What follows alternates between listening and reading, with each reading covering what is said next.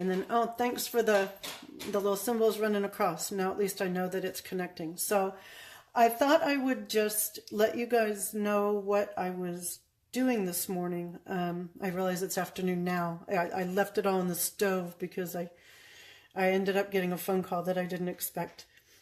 But I'm making my bread because I can't eat wheat. It's not a gluten thing.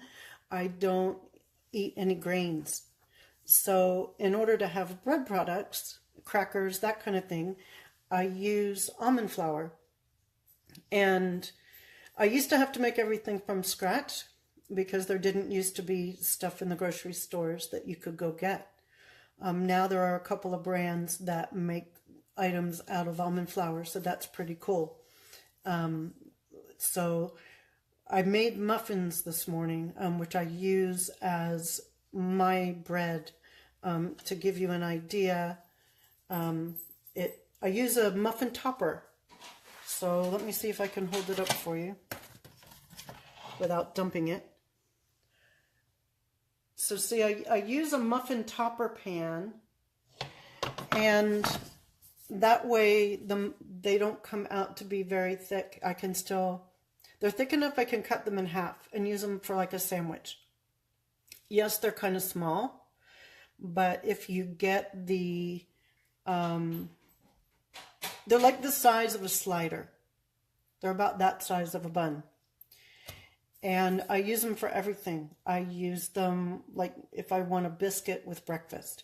I use them if I'm making, I eat the plant-based burgers or veggie burgers instead of meat burgers. But I use them for a bun if I want that.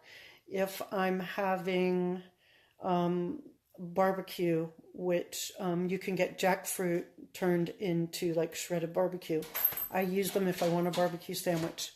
What else? Anything. I mean, even if you just want like a piece of toast, I use them for that because they don't fall apart in the toaster. So I just thought I'd let you guys know that almond flour is a really good alternative if you're trying to stay away from gluten for one, or from grains in general, which would include rice. A lot of gluten recipes are actually a rice substitute. So that's what I'm up to this morning. I thought I would let you guys in on it and just see what part of my food regimen is like. And these things cook up pretty quick. I don't know what stores carry it in different parts of the country. Hey, Jennifer. But I use a brand called Simple Mills. They make cookies, crackers, bread mixes, including cakes and pizza mixes, and they do pizza dough. They do all kinds of stuff. They're like the biggest provider of almond-based products right now. So I can show you the bread that I just made. This was the mix that I used.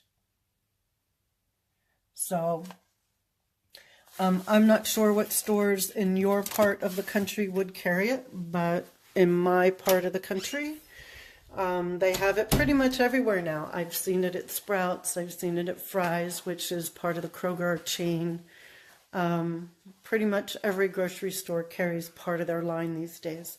So that's what I've got. Oh no, Dinah, you're in the dentist chair. I was supposed to do that on Monday and I was sick. So I didn't get that done. So now it's rescheduled for after New Year's. Luckily, there's no pain, so I'm okay. But that's one place I don't like to go. I do it because I have to, but not my favorite. But that's what I'm up to this morning.